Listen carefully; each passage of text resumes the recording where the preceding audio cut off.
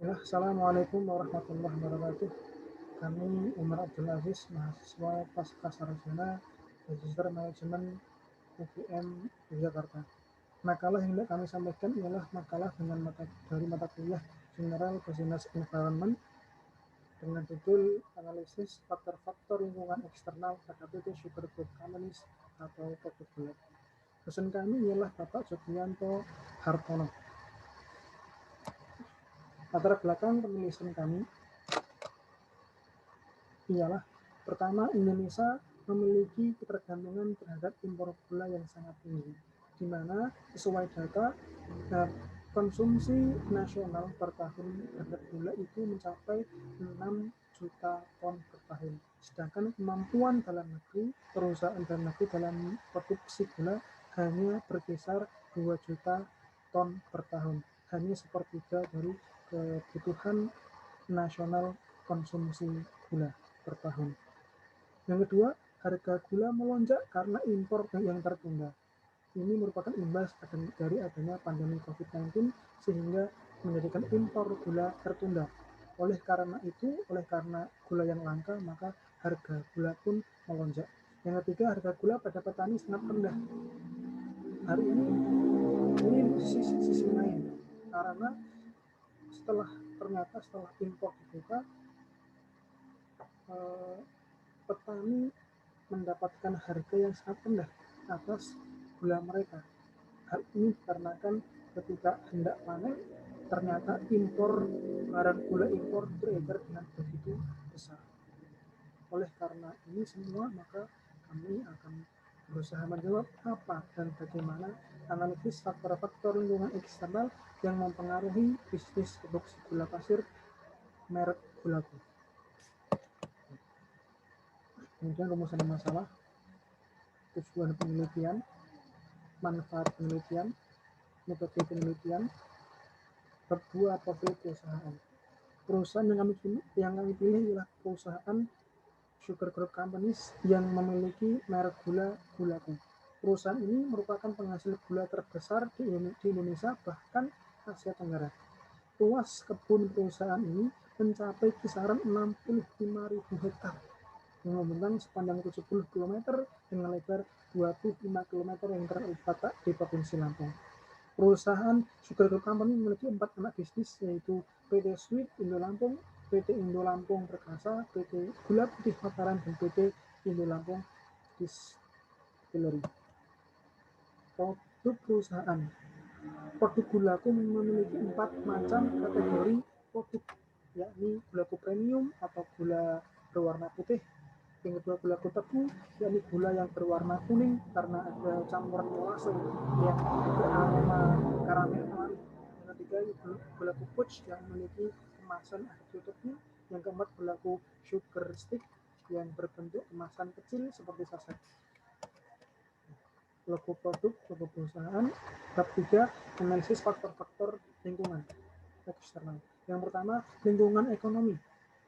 Diketahui bahwasanya ekonomi Indonesia pada kuartal ketiga menjadi titik balik pertumbuhan ekonomi Indonesia. Pasalnya pada kuartal ketiga ini ekonomi meningkat lebih baik 5,05% dari kuartal sebelumnya.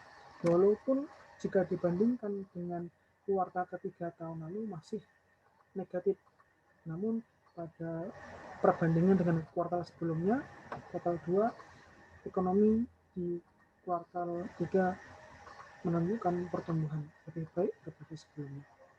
Dengan begitu, ini menjadi peluang bagi perusahaan Gulaku, karena perusahaan memiliki kesempatan untuk mensuplai kebutuhan gula nasional sebanyak 6 juta ton per tahun. Namun dengan adanya pertumbuhan yang baik ini juga menjadi sebuah ancaman, karena dengan adanya pandemi ini pertumbuhan ekonomi belum stabil. Dengan begitu, maka perusahaan ketika pertumbuhan ekonomi Indonesia itu semakin membaik, maka ini menjadi sebuah acuan untuk perusahaan agar tetap bertahan dan menjadi suatu peluang bagi perusahaan untuk meningkatkan pangsa pasar. Yang kedua, lingkungan demografi. Sesuai data bahwa jumlah penduduk per 30 Juni sebanyak 268 juta, 583.016. Jumlah ini mengalami kenaikan sebesar 0,77% dibanding jumlah tahun sebelumnya. Dengan begitu banyaknya jumlah penduduk Indonesia, maka ini menjadi sebuah peluang dengan demand yang begitu tinggi. Namun dengan adanya peluang yang begitu besar ini tentunya akan menimbulkan sebuah ancaman, yakni munculnya pesaing baru. Dan begitu maka perusahaan hendaknya memperkuat kualitas produk dengan memperkaya inovasi dan menjaga mutu dari produk pelaku itu sendiri. Yang ketiga, lingkungan bisnis domestik. Ada dua aturan. Yang pertama, peraturan Menteri Pertanian nomor 98 tahun 2013 tentang izin usaha perkebunan yang mewajibkan investor baru yang untuk masuk ke produksi pabrik gula harus memiliki 20% lahan perkebunan. Yang kedua, peraturan Menteri Perindustrian nomor 10 tahun 2017 tentang adanya insentif bagi pabrik gula berupa akses impor terhadap bahan baku gula dari luar negeri. Peluang dengan adanya peraturan wajibnya memiliki lahan 20% perkebunan, maka ini menjadi sebuah barrier to entry, sebuah halangan bagi investor pesaing baru untuk masuk ke industri yang dimasuki oleh sugar group company ini. Ancaman dengan adanya peraturan Menteri Perindustrian tentang adanya insentif berupa akses impor ini menjadi sebuah tantangan tersendiri, karena dengan begitu akan membuka celah peluang untuk masuknya pesaing-pesaing baru. Dengan begitu, maka hendaknya perusahaan sugar group company memperbaiki mutu dan kualitas agar loyalitas konsumen tetap terjaga. Yang keempat, lingkungan hukum bisnis internasional. Diketahui bahwasanya Indonesia merupakan anggota dari WTO, yang mana WTO ini memiliki anggota sejumlah 164 negara yang tersebar di 4 benua, Asia, Eropa, Amerika, maupun Afrika. Dengan begitu, ini menjadi sebuah peluang, karena dengan memiliki hubungan internasional, maka akan ada peluang berupa suplai bahan baku dari luar negeri. Namun, ini juga menjadi sebuah ancaman, karena dengan adanya peluang yang begitu besar, maka akan menjadi sebuah ancaman, akan banyak pelaku bisnis yang tertarik untuk masuk ke industri ini.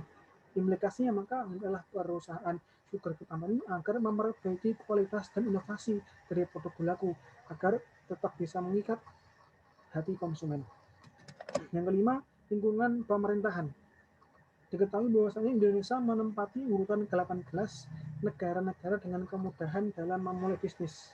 Dalam kata lain, Indonesia memiliki tingkat yang sangat kompleks dalam hal birokrasi untuk memulai bisnis. Ini menjadi sebuah peluang bagi perusahaan sugar group company, bahwasanya dengan ini akan menjadi sebuah halangan bagi para investor untuk masuk karena birokrasi yang sangat kompleks. Namun ini juga menjadi sebuah ancaman, karena di sisi lain ternyata perusahaan pembuatan gula memiliki pakai yang sangat tinggi.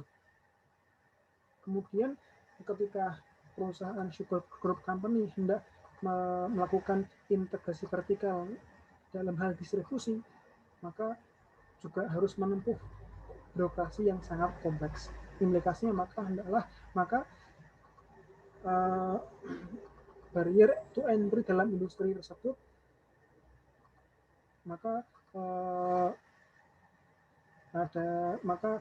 adanya birokrasi yang kompleks ini menjadi sebuah barrier to entry dalam industri ini, sehingga perusahaan bisa berkesempatan untuk mencapai pangsa pasar yang lebih luas.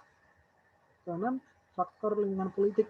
Kementerian Dalam Negeri dalam artikel yang diterbitkan oleh Kiva News diprediksikan bahwasanya kondisi perpolitikan Indonesia pada tahun ini akan berjalan dinamis, karena akan ada pilkada serentak di tahun 2020 ini. Dengan adanya fakta ini, maka menjadi peluang bahwasanya akan ada penataan kebijakan baru yang lebih baik dan teratur dalam mengelola bisnis, terutama dalam industri gula pasir.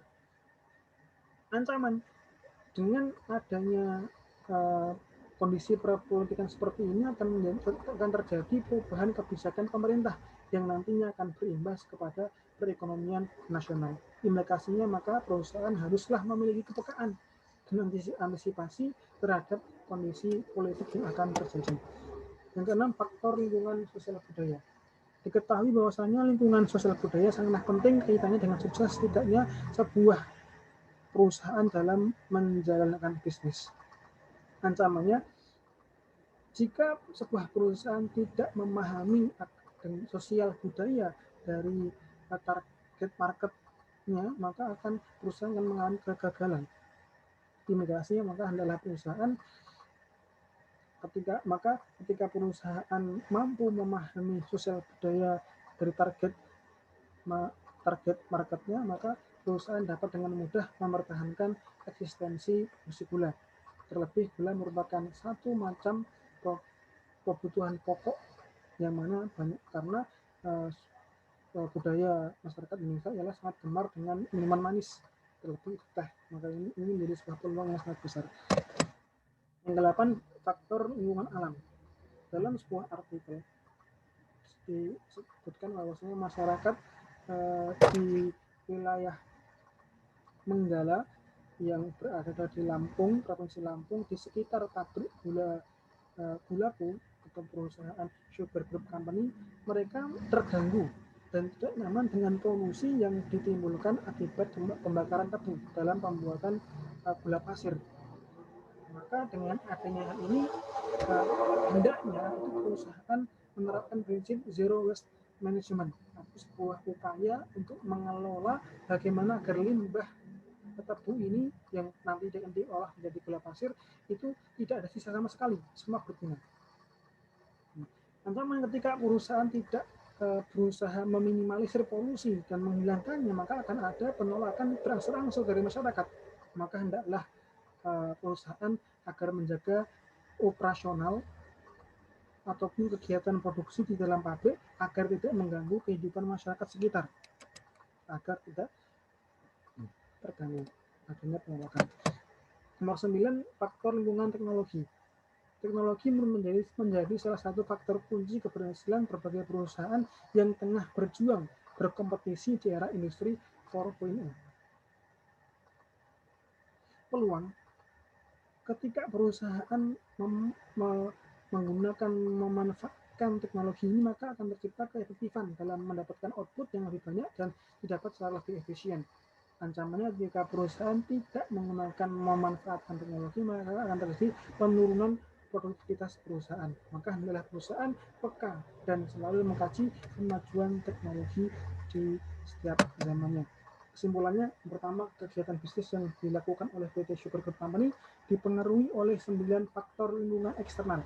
Yang kedua, ke-9 tersebut memberikan peluang dan ancaman bagi perusahaan dengan harapan PT Sugar Group Company mampu menjadi pionir dalam usaha memenuhi kebutuhan masyarakat berupa gula secara profesional, higienis, dan berkualitas. 3. PT Sugar Group Company harus lebih peka terhadap perubahan lingkungan dari berbagai aspeknya. Saran yang pertama, perusahaan Sugar Group Company agar meningkatkan produktivitas karena melihat begitu besar pangsa pasar dan potensi yang bisa dimanfaatkan agar Indonesia tidak tergantung pada impor. Yang kedua, agar selalu meningkatkan kinerja perusahaan dengan memanfaatkan kemajuan teknologi. Yang ketiga, agar perusahaan selalu peduli dan perhatian dengan masyarakat sekitar. Demikian yang dapat kami sampaikan. Terima kasih. Assalamualaikum warahmatullahi wabarakatuh.